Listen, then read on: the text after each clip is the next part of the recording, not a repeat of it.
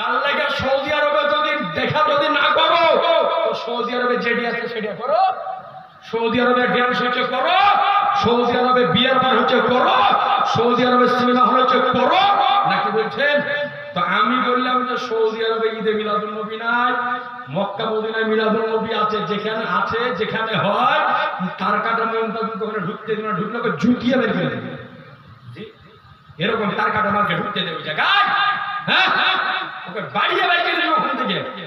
আজই জানা মহতারাম একটা কথা জেনে রাখবেন, সৌদি আরব মক্কা মদিনা ইসলামের দলিল নাকি? সৌদি আরব ইসলামের দলিল? ইসলামের দলিল হলো হাদিস কুরআন ইজমা কিয়াস। সৌদি আরব ইসলামের দলিল নয়।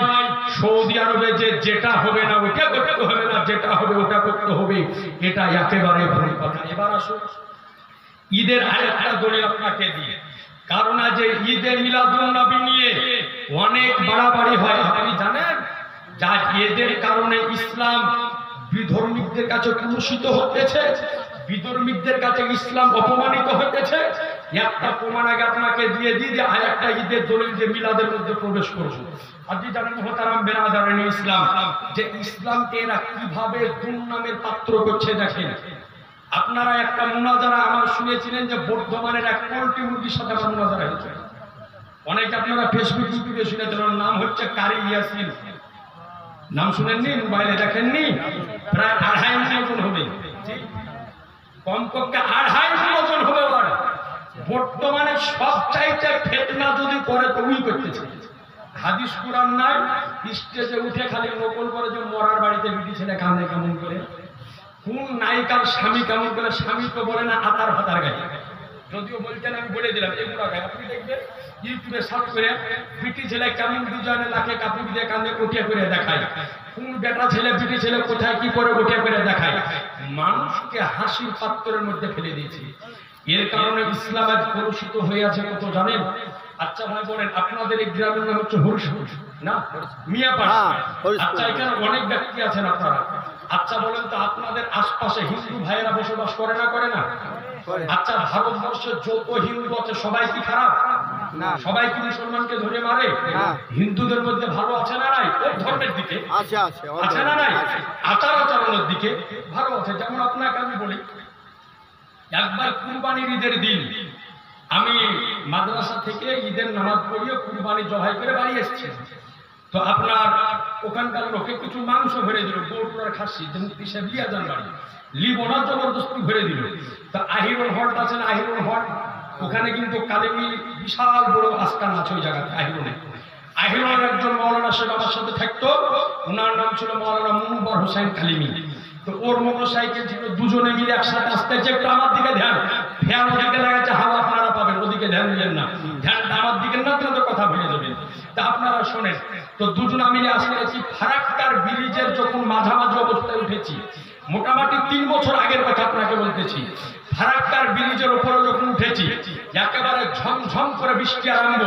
যারা ব্রিজ অতিক্রম করেছে আপনারা জানেন পানি আরম্ভ হোক আর যারা ব্রিজের উপর দাঁড়াইতে আপনাকে দিবে না, বিয়ে সবাই কিন্তু মেরে দিবে, মারবেন, আরে কান ধরে উঠবাস করাবে, তাই না ভাই? দাঁড়াইতে দিবে না। তো মানবার মোড় সাহেবকে বললাম আমি যে দাঁড়াইতে দিব না ভাই, গাড়ি আপনি চালিয়ে চলে যান।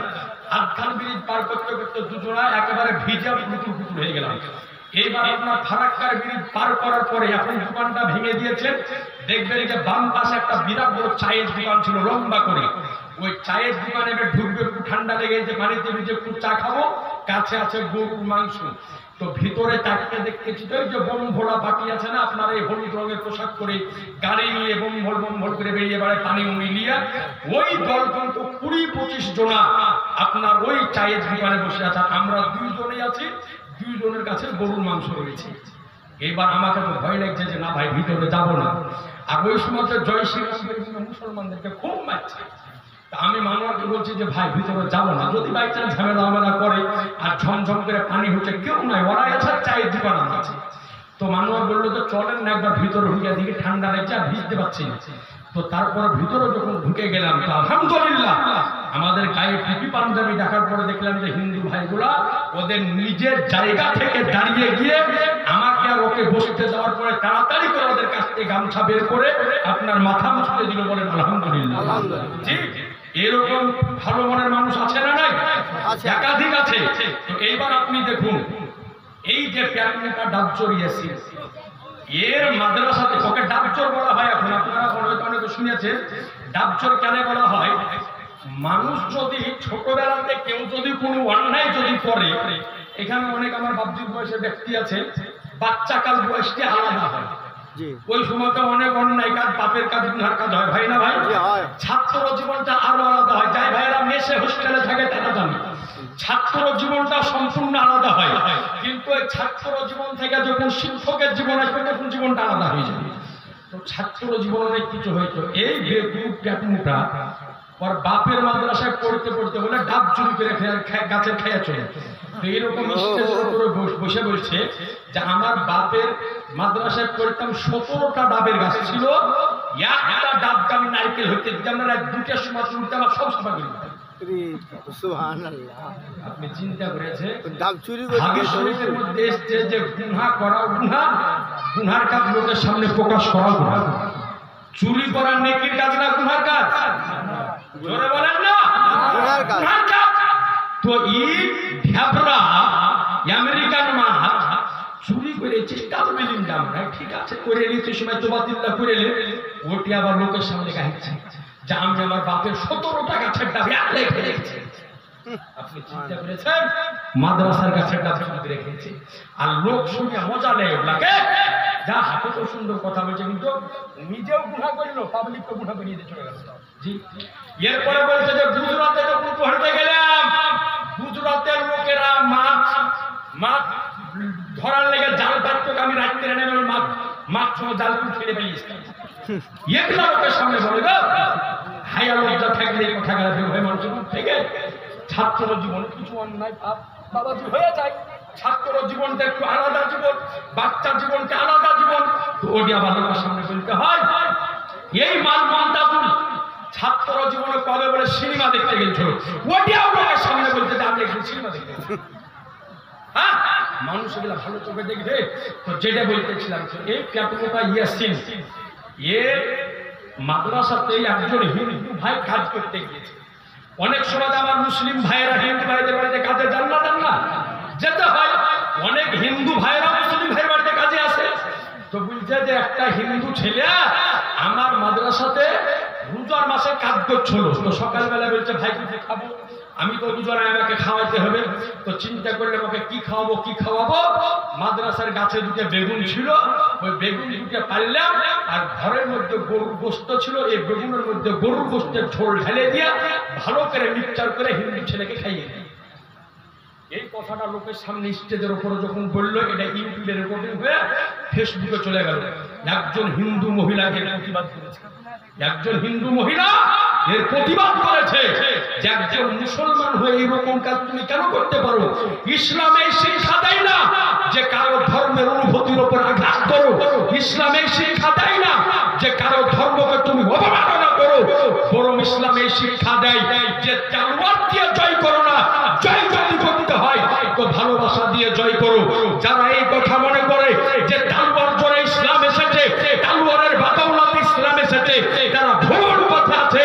আর তালওয়ারের জোরে যদি পৃথিবীর বুকে ইসলাম কায়েম হতো, বেশি দেরি লাগতো না, হযরত আলীর এক তালওয়ারে পৃথিবী বাঁচিয়ে কালেমা করে দিত।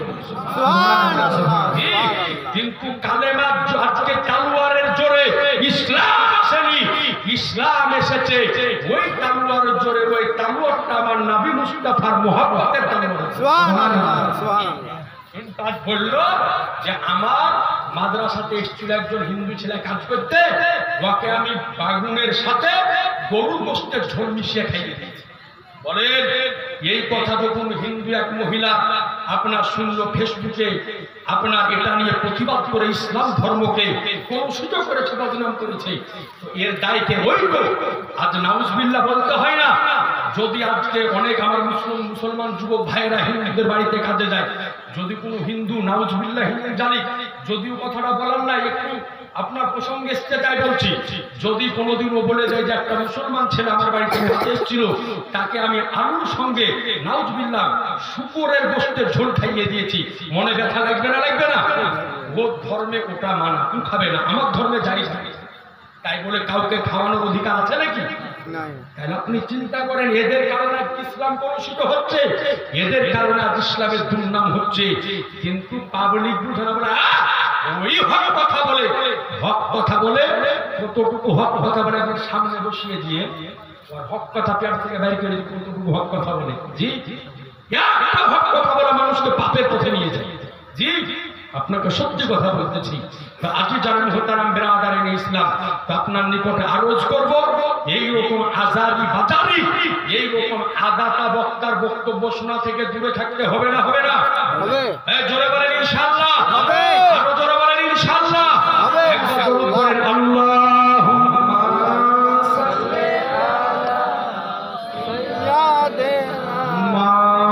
এইবার আসুন, এই যে ঈদ, এই ঈদ আসলো কোথা থেকে? আরেকটা ভালো করে স্পষ্ট দলিল শুনুন। আজি চালান তারাম বেরাদারিন ইসলাম, ঈদ শব্দটা হচ্ছে আরবি, এর বাংলা মানে হচ্ছে খুশি। কি বললাম? খুশি। অর্থাৎ আল্লাহর তরফ থেকে মানুষ যখন কোন নিয়ামত বা রহমত পায়, ওই দিনটা ওর জন্য আনন্দ এবং খুশির দিন হয়। ওকে কি আরবিতে বলা হয় ইয়াউমে ঈদ, অর্থাৎ ঈদের দিন হয়ে যায়।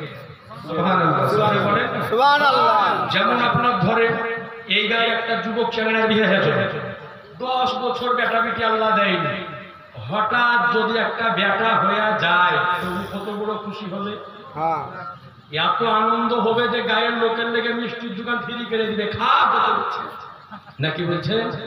মানুষ বেটা হলে মিষ্টি খাবে আর ফিটি হলে রাগ করে গো।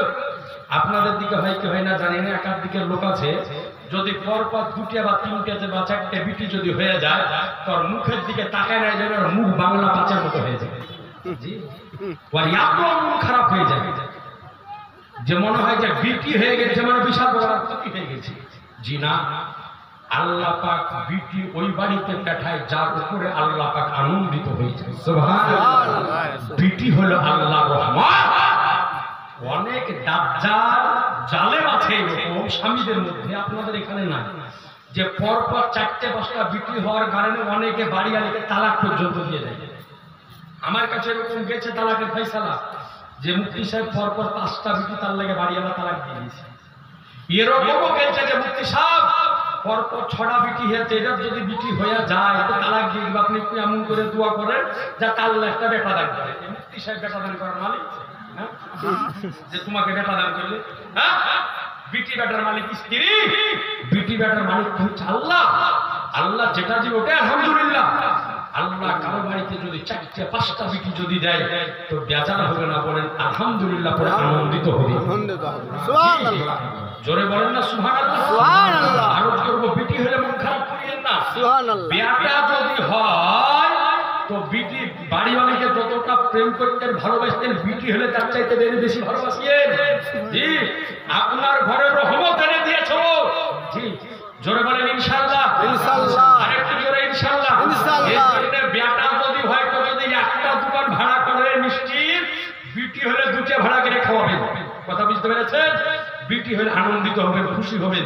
নবী আমার বলেন, নবী আমার কয়েকটা জিনিসকে ভালোবাসতেন, তার মধ্যে একটা হচ্ছে নবী আমার নারী জাতি। সুবহানাল্লাহ। শুনেন, নবী আমার কয়েকটা জিনিসকে ভালোবাসতেন, তার মধ্যে একটা ছিল নবী আমার এই নারী জাতিকে বেশি ভালোবাসতেন। সুবহানাল্লাহ। সুবহানাল্লাহ। এই জন্য বিটি যদি হয় মুখ যেন বাংলা পাঁচের মতো না হয়, মন খারাপ যেন না হয়। অনেক দেশ আবার প্রচলন এতে আছে যে আপনার বেটা যদি হয়তো কানে আজান দোয়া করায় আর এক কানে তাকবীর দোয়া করে, আর বিটি যদি হয়তো দোয়া করে। আপনাদের দিকে ছেলে মেয়ে হলে কানে আজান হয়? হয় না? শুধু বেটার হয় না, বেটা বিটি দুটোরই হয়, দুটোরই হয় না? জি, অনেক দিকে হয়। আজি যারা মুহতারাম বেরাদারিন ইসলাম, আমাদের বাড়িতে যখন আমার বড় ভাই যখন বিটি হয় তো হয়েছে, তো যেমনই হয়েছে আমি আজান আরম্ভ করেছি, তো একজন বাড়ি থেকে তো মৌলবি সাহেব মনে ভুল শুনে নিয়েছে, তো বান্দর থেকে বলছে বিটি হয়েছে গো, বেটা লাই আজান দিও না। মানে ও জানে যে বেটা হলে আজান দিতে হয়, বিটি হলে দিতে হয় না। কিন্তু লয়, এটা বেটা হলেও আজান